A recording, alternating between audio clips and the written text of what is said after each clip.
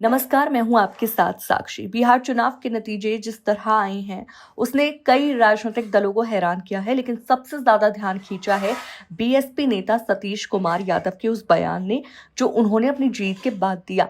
बिहार की राजनीति में बीएसपी की पकड़ पारंपरिक रूप से बहुत मजबूत नहीं मानी जाती, लेकिन इस बार जो नतीजे आए उन्होंने पार्टी को एक नई ऊर्जा दी है और इसी ऊर्जा के बीच सतीश कुमार यादव ने ऐसा बयान दे दिया जिसने न सिर्फ उनके समर्थकों को चौंकाया बल्कि सत्ता पक्ष और विपक्ष दोनों शिविरों में हलचल मचा दी है। जीत के तुरंत बाद मीडिया से बात करते हुए सतीश कुमार यादव ने कहा कि ये जीत सिर्फ मेरी नहीं बल्कि उन लोगों की है जिन्हें मुख्यधारा की राजनीति ने कभी गिना ही नहीं। ये बयान सुनकर लगा कि वो सिर्फ जश्न नहीं मना रहे हैं बल्कि बिहार की राजनीति में अपनी पार्टी की नई भूमिका को परिभाषित करने की कोशिश कर रहे हैं। उनका ये कहना है कि बिहार अब किसी एक धूप पर भी नहीं टिकेगा और जनता ने इस बार उन आवाजों को सुना है जिन्हें हमेशा दबाया गया। ये साफ संकेत देता है कि बीएसपी की रणनीति अब बिहार में सिर्फ वोट शेयर बढ़ाने तक सीमित नहीं रहने वाली। देखिए ये वीडियो। जनादेश और ये जीत जो है रामगढ़ विधानसभा के सभी आम आवाम अभिभावक नौजवान साथी माताओं बहनों देवतुल्य जनता की ये जीत है। रामगढ़ विधानसभा की जीत है, यहाँ की जनता की जीत है।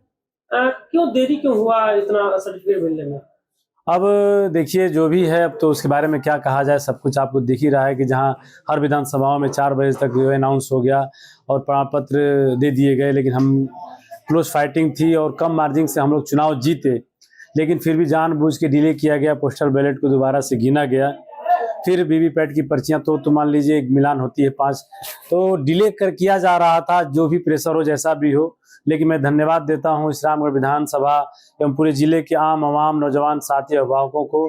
लोग संघर्ष किए, लाठियां खाई, बहुत से हमारे अभिभावक और नौजवान साथियों के सर फटे, अस्पताल में हैं, बहुत से लोगों को चोटें, सैकड़ों लोगों को चोटें लगी हैं, लेकिन ये संघर्ष की जीत हुई, रामगढ़ विधानसभा की जीत हुई। बेशक शक तो जरूर होता है कि ऐसा कुछ न कुछ जो था कि ताकि डिले किया जा रहा था, लेकिन बहरहाल जो भी है अंततः रामगढ़ की जीत हुई, सच्चाई की जीत हुई, ईमानदारी की जीत हुई, जनबल की जीत हुई। देखिए शुरुआत से तो हम लोग फर्स्ट राउंड से लेके 25 राउंड की गिनती थी, हर राउंड में हम लोग बढ़त थे, लेकिन हाँ बशर्ते ये है कि जो बढ़त थी वो धीरे धीरे रामगढ़ के बाद जो है कम होने लगी। अपेक्षाकृत रामगढ़ के बाद नुआव में कम होने लगी। जो अनुमान हम लोग को नहीं था कि कम होगा, लेकिन बढ़त कम हुई, लेकिन बहरहाल कम वोटों से हम लोग जीते।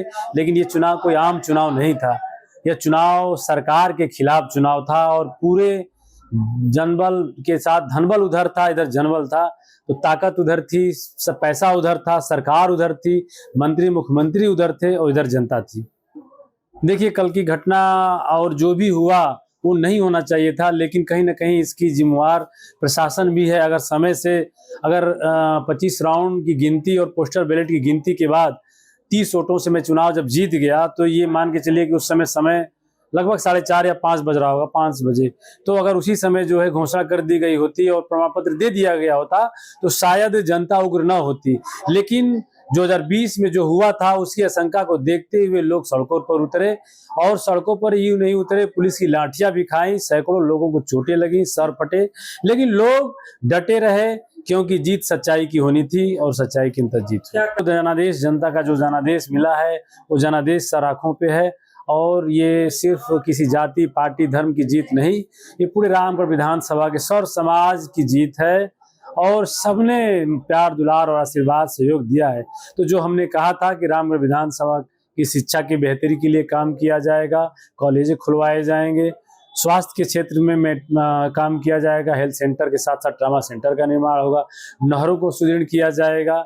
ये तमाम काम हैं जिन कामों पर जो है हम लोग जो है इन मुद्दों पर काम करेंगे। सबसे दिलचस्प बात यही रही कि यादव ने अपने बयान में किसी पार्टी पर सीधे हमले नहीं किए, लेकिन उनकी हर लाइन संकेतों में भारी थी। उन्होंने कहा कुर्सी किसी की बपौती नहीं है, जनता जिसे आगे बढ़ाएगी वही सत्ता चलाएगा। ये लाइन सीधे तौर पर बिहार के बड़े नेताओं पर एक अप्रत्यक्ष दबाव बनाती है, खासकर ऐसे समय में जब एनडीए के भीतर सीएम की कुर्सी को लेकर खींचतान चरम पर है।